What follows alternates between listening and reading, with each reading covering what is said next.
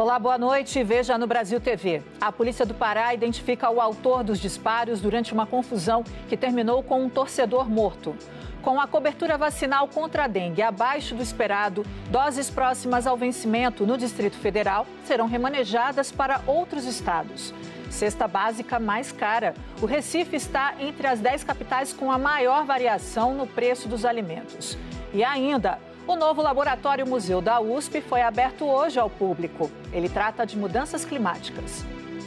Segunda-feira, 8 de abril, agora no Brasil TV.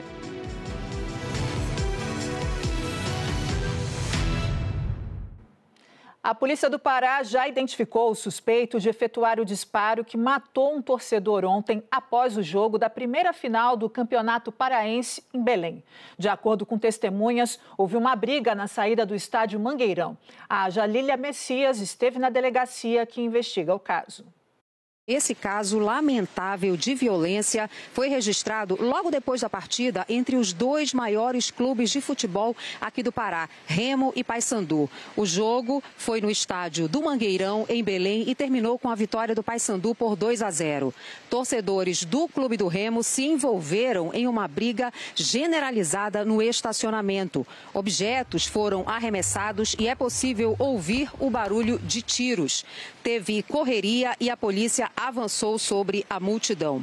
Um dos tiros atingiu Paulo Alexandre Silva Dias, de 29 anos, torcedor do Remo, que morreu na hora. O homem apontado pela investigação policial como o autor dos disparos ainda não foi preso. A Secretaria de Segurança Pública do Pará informou que o suspeito estava no estádio e foi identificado com a ajuda de câmeras de segurança como um policial militar da reserva, ou seja, não atua mais em ações policiais. A Secretaria disse ainda que todas as medidas para prender e responsabilizar quem matou o torcedor estão sendo tomadas. Esse caso está sendo investigado na delegacia do torcedor. Tragédia na estrada. 2 carros bateram de frente numa rodovia estadual de Goiás, a GO 415, na região metropolitana de Goiânia, ontem à noite. 8 pessoas morreram, os 6 ocupantes de um dos carros e 2 do outro, onde estava a única sobrevivente, uma mulher internada em estado grave. Os 2 carros ficaram destruídos. No acostamento da pista, óleo e muitos estilhaços de vidro. O acidente foi nesse trecho, perto de uma fábrica de rações, onde é permitida a ultrapassagem. Esse caminhoneiro estava bem perto do local. Foi um barulho muito forte, a gente conseguimos correr para cá, mais o parceiro, o companheiro, conseguimos ver as vítimas no chão, sinalizar aqui também para os carros não bater, que tinha passado muito carro no momento, e tentamos socorrer as vítimas. Temos tirado a bateria para não pegar fogo no carro que estava pegando, entendeu? Tiramos a mulher do cinto, que estava presa no cinto. Nós só não conseguimos mexer com um rapaz, entendeu? Porque ele estava preso nas ferragens. O acidente aconteceu por volta das 8 horas da noite de ontem, aqui na GO 415, em Goianápolis. Esse trecho é muito movimentado e fica a 5 quilômetros da BR-060. Segundo o Corpo de Bombeiros, o impacto da batida foi tão forte que 5 pessoas de um mesmo veículo morreram no local. O carro é esse cinza. Dentro tinha uma 6ª pessoa que foi socorrida pelo SAMU. Todos os 6 ocupantes moravam em Teresópolis. Tudo é trabalhador, trabalha na roça, uns trabalham fazendo serviços gerais também. Muito triste, que todo mundo conhecido, né? Eles é tudo amigo da gente, lá é uma cidade, um setor pequeno, então todo mundo conhece um ao outro. No outro carro tinham 3 pessoas que são de Bonfinópolis. Uma morreu no local e as outras 2 foram levadas em estado grave para o Hospital Estadual de Anápolis. Do total de 3 feridos no acidente, 2 não resistiram e morreram no hospital. O número de mortos chegou a 8. Williams mora em Goianápolis. Ele contou que não é a primeira vez que este tipo de acidente acontece nesse trecho da GO 415. E é assim, volta e meia tem acidente, volta e meia acontece alguma coisa. De lá já vem descendo. Aqui já tem a curva ali, ultrapassagem proibida aqui é demais. Então o redutor de velocidade aqui seria o essencial. A Agência Goiânia de Infraestrutura e Transportes não respondeu sobre a instalação de um redutor de velocidade no local. E o velório das vítimas desse acidente foi coletivo, na cidade de Teresópolis, em Goiás. Olá, amigos do Brasil TV, familiares, amigos, colegas. participaram de uma homenagem às vítimas desse grave acidente aqui no interior do estado. Houve um velório coletivo no ginásio da cidade de Teresópolis durante toda a tarde desta segunda-feira. O acidente foi na GO 415, na cidade de Goianápolis, a 50 quilômetros de Goiânia. 5 dos 6 jovens que viajavam nesse carro preto morreram no local do acidente. São eles: Bruno Ferreira dos Santos, Giliardi Alves Rodrigues, Richard Henrique Cardoso, Cláudio Cavalcante e Leandro Lopes da Costa. O outro ocupante, Maxwell, chegou a ser socorrido, mas morreu no hospital. Caroline Dornelles, que estava no carro cinza, morreu no local do acidente. Guilherme Viana não resistiu aos ferimentos e morreu no hospital de Anápolis. A mulher dele, Luana Lopes, está internada na UTI em estado grave. A polícia ainda não sabe qual dos carros provocou o acidente, mas câmeras de segurança de uma fábrica podem ter registrado a batida. A empresa disse que aguarda a liberação das imagens pela Polícia Civil. Volto com vocês no estúdio. Em Londrina, no norte do Paraná, 2 homens foram presos depois de fazerem 14 pessoas reféns em uma loja de departamento. O batalhão de choque se posicionou na porta da loja enquanto as negociações aconteciam do lado de dentro. 1 hora antes, 2 homens armados invadiram o local e renderam 14 funcionários minutos antes da abertura do comércio. Ele a todo momento estava com a arma apontada para a cabeça de dos reféns ali, e o nosso protocolo e a nossa intenção é sempre diminuir o estresse de toda essa ocorrência e para que no final a gente consiga salvaguardar aí a vida de todos, a integridade física, não só dos reféns, mas também dos marginais. Eles queriam garantir a vida deles ali, então, eles queriam a garantia disso, então eles queriam aproximar familiares, mas nós não, por protocolo de segurança, nós não fazemos isso. Nós posicionamos uma empresa para garantir a lisura de nossas ações durante essa ação.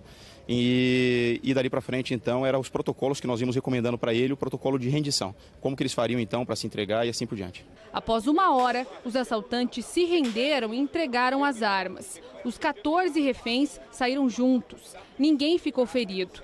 Os 2 criminosos, que têm entre 20 e 25 anos, foram presos. Segundo a Polícia Militar, a intenção deles era levar os produtos da loja em mochilas, que foram apreendidas.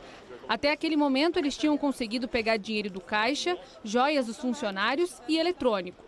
Iniciamos essa negociação e eles acabaram convencidos a se entregar. Mesmo sem o acionamento do pessoal de Curitiba, que já estava acionado, se preparando para deslocar, se a ação durasse mais tempo, outros negociadores tomariam partido nessa situação, mas...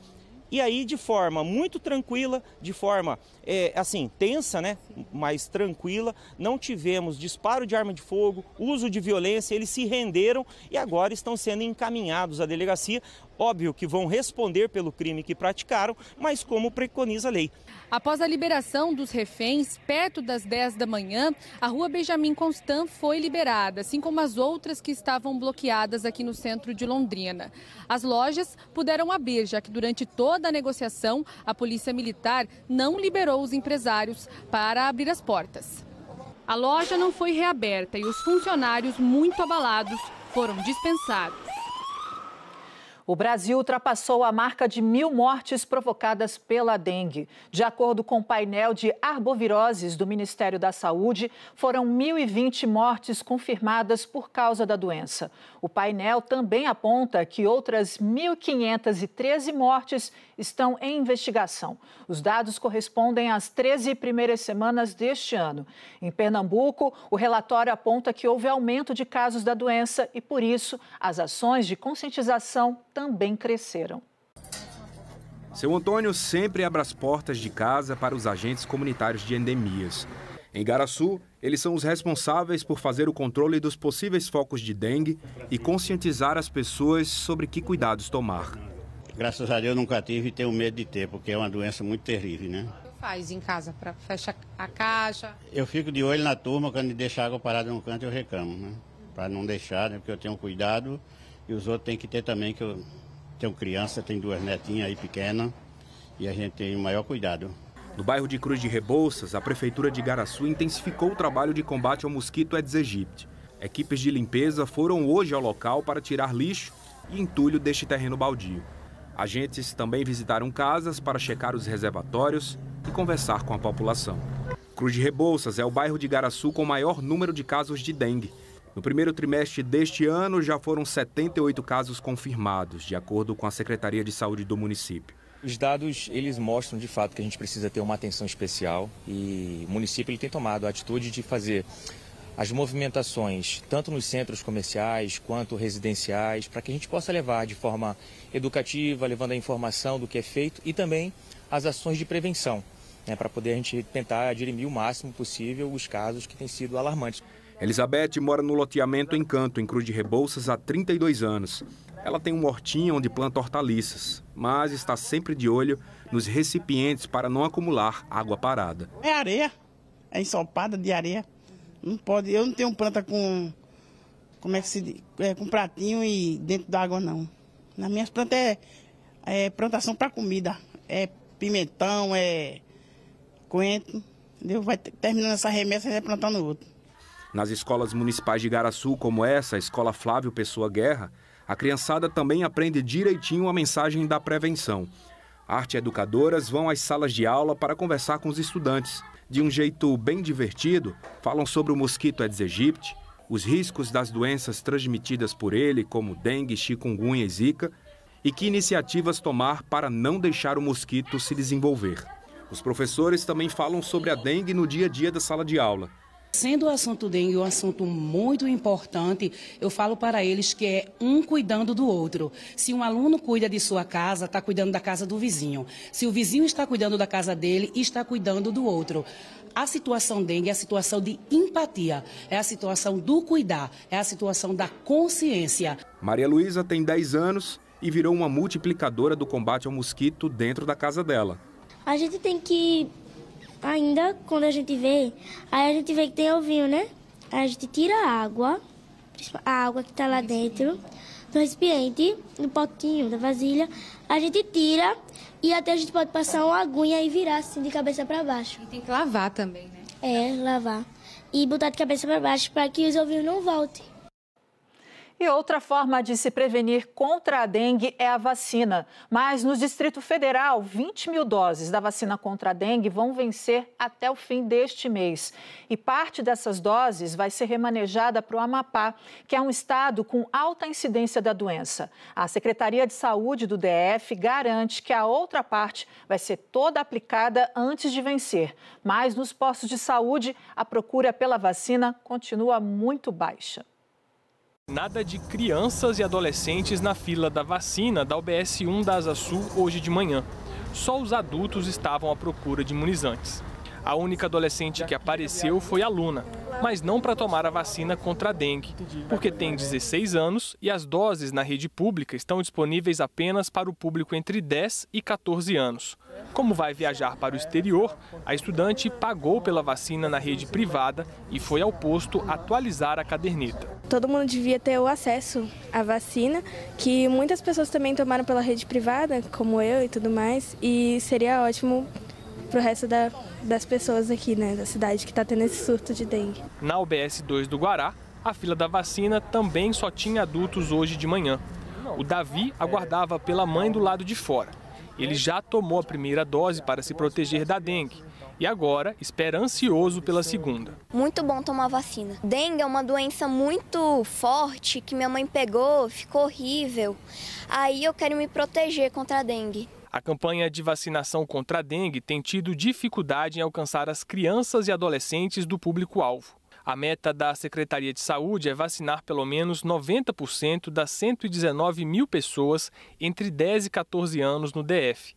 Mas, até agora, 51.965 doses foram aplicadas, o que representa 28,3%.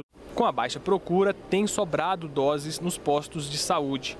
20 mil vão vencer no dia 30 de abril. Para não perder os imunizantes, o Ministério da Saúde vai repassar 11.720 doses do Distrito Federal para o Amapá. A secretária de Saúde garante que as outras 8 mil doses que estão perto de vencer não vão ser desperdiçadas. O estoque que nós temos de vacina, que são 8 mil, da vacina Qdenga, pela nossa programação e pela procura que nós estamos tendo semanalmente e diariamente, nós vamos consumir até o dia 30 essas que vencerão. Até 1º de abril, o DF havia registrado 194.757 casos prováveis da doença e 205 mortes por dengue. Outras 55 estão em investigação. Os números da dengue no DF ainda são altos, mas a Secretaria de Saúde considera que a tendência é de queda. Mesmo com a estabilização dos casos, especialistas reforçam que a vacina continua a ser uma estratégia fundamental para combater a doença, junto aos cuidados para eliminar os focos do mosquito. Uma das estratégias da Secretaria de Saúde para atender os pacientes com dengue no DF foi a instalação de tendas. 9 começaram a funcionar em janeiro. Em fevereiro, o governo prometeu montar mais 11. No fim de março, o GDF anunciou que elas começariam a ser montadas para entrar em funcionamento na primeira semana de abril. Mas, até o momento, nenhuma está pronta para receber a população. A do Guará, por exemplo, está montada, mas, segundo a secretária de Saúde, ela, a do Gama, a do Paranoá e a de Planaltina só devem abrir na quinta-feira. A previsão é que quarta-feira, às 4, já estejam entregues do ponto de vista completo, tanto da força de trabalho como piso, parede, climatização. Eu diria dia 11, né? Porque eles vão entregar o equipamento pronto para começar no dia 10. Essa foi a minha tratativa com a empresa que venceu a licitação.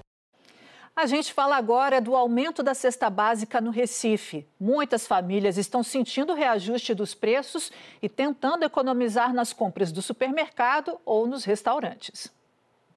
A gente está aqui no supermercado no bairro de Peixinhos, em Olinda, onde muita gente está fazendo as compras nesse começo de mês para abastecer a despensa, os alimentos que são necessários para cada família, né?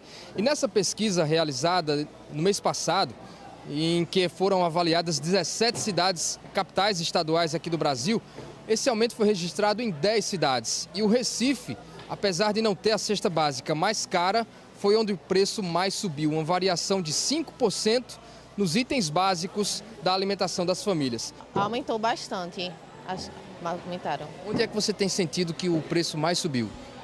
O leite subiu, né? Que eu tenho criança e eu estou sentindo bastante. Complicado, né? Porque cada dia que passa as coisas vêm aumentando o valor. Aí fica mais difícil. A gente às vezes quer levar uma coisa melhor, mas tem que pesquisar e tudo para poder tentar levar o melhor e com o preço mais baixo, né? E cada vez mais difícil, né? Aumentou agora a cesta básica. O que é que tu acha disso? Eu acho, assim, complicado, né? Porque o salário aumenta um pouquinho e as coisas aumentam o dobro, né? Aí fica difícil pra gente que é chefe de família, né? Obrigado, viu, pela participação. Ainda segundo a pesquisa do DIEESE, o salário mínimo ideal para uma família de 4 pessoas no mês de março deveria ter sido R$ 6.800, quase 5 vezes mais que o valor do salário mínimo atual, que é de R$ 1.412. A seguir, o trabalho do artista plástico que usa cores da natureza para pintar os encantos de Brasília.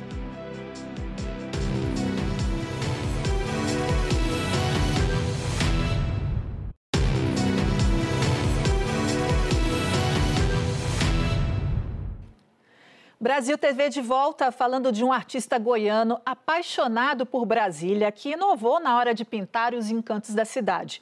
Ele usa algumas tintas que são feitas com elementos da natureza encontrados no Cerrado. Os cobogós de um prédio na Asa Sul, pessoas andando pela igrejinha ou pilotis de um prédio na Asa Norte. As cenas tão comuns na vida dos brasilienses ganham um olhar diferenciado nas telas do goiano Jeff do Prado, ou apenas do Prado. Ele veio da pequena Nerópolis, em Goiás, para Brasília há quase 20 anos. E foi paixão à primeira vista. Desde quando eu cheguei aqui, já vi esse céu que parece um mar, né? E esse horizonte, e era uma paisagem bem diferente de lá de onde eu vim, né? A habilidade para a pintura vai além do dom. Tem muito estudo por trás. Cor, iluminação, profundidade. Por isso, antes de pintar a capital, o do Prado já tinha navegado pelos mais diferentes movimentos estéticos.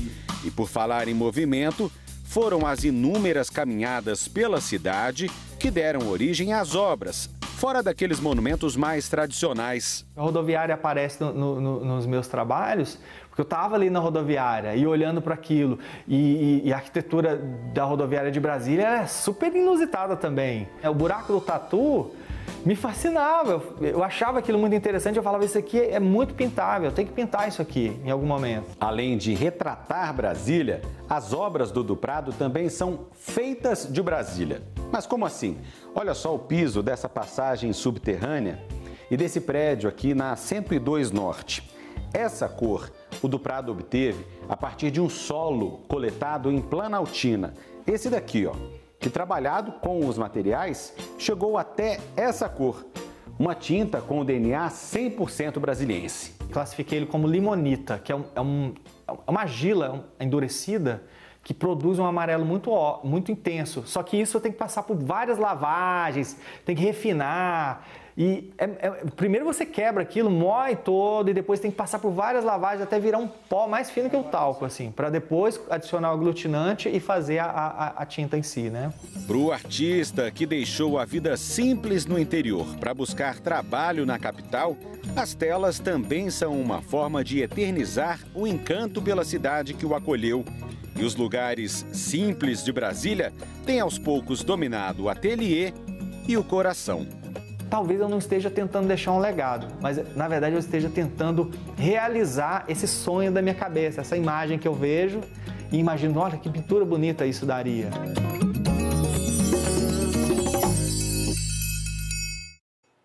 A USP inaugurou hoje à tarde um novo laboratório que pode ajudar muita gente a entender melhor os efeitos das mudanças climáticas no nosso dia a dia.